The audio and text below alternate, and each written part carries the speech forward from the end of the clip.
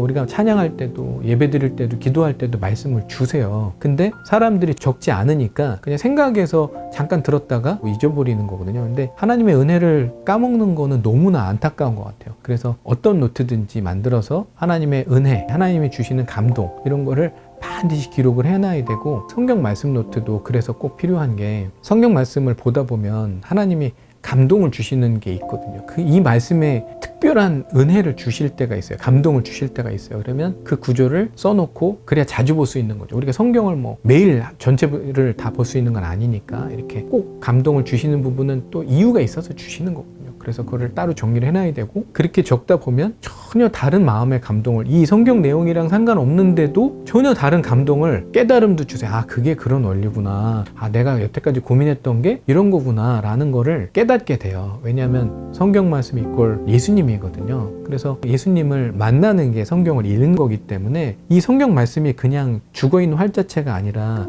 살아있는 하나님의 말씀으로 나한테 와서 엄청나게 내 자신의 생각과 모든 걸 변화시키는 정말 신기한 책이잖아요. 그러니까 성경이 전 세계 베스트셀러 1위가 되지 않았을까요? 살아있는 말씀이 있는 책이기 때문에 수많은 사람이 읽고 변화됐다는 건 우리가 너무나 잘 아는 거잖아요. 그래서 이런 것들을 감동을 주실 때마다 다 말씀 옆에다가 하나님 주신 감동을 적어보면, 처음엔 한 페이지, 두 페이지 되던 게 시간이 지나면 책 한 권, 책 두 권, 책 세 권 이렇게 된다는 거죠. 그리고 마지막으로 일요일날 설교 말씀을 적는 노트도 꼭 필요한 게, 하나님이 제일 중요하게 생각하는 시간이 일요일날 우리가 예배 드릴 때예요. 하나님의 그 시간을 기다리시거든요. 예배를 받기 위해서. 그때 예배를 잘 드리면 하나님이 특별한 은혜를 주세요. 그 특별한 은혜는 또 다른 감동이 있어요. 그때는 써야 돼요. 또 목사님 말씀을 적지 않으면 또 다 잊어버리잖아요. 하나님이 나한테 말씀을 하시거든요. 이 예배 시간을 통해서 어떻게 살아라, 너는 이런 걸 해야 된다, 하지 말아야 된다, 이런 감동을 주시는데 이런 감동도 다 잊어버리는 거예요. 너무 안타까운 거죠. 그래서 반드시